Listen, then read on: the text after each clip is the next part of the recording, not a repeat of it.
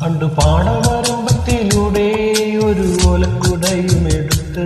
ചെറുഞാറും നടുന്ന കാലത്തന്നോടി നടന്നൊരു പെണ്ണെ കയ്യിൽ കഴിവളയിട്ട് കണ്ണിൽ കൺമഷി കൊണ്ടുവരച്ച് പിന്നെ വാമുതിയൊക്കെ വിരിച്ച് നല്ല തേലുള്ള പാവാടയിട്ട്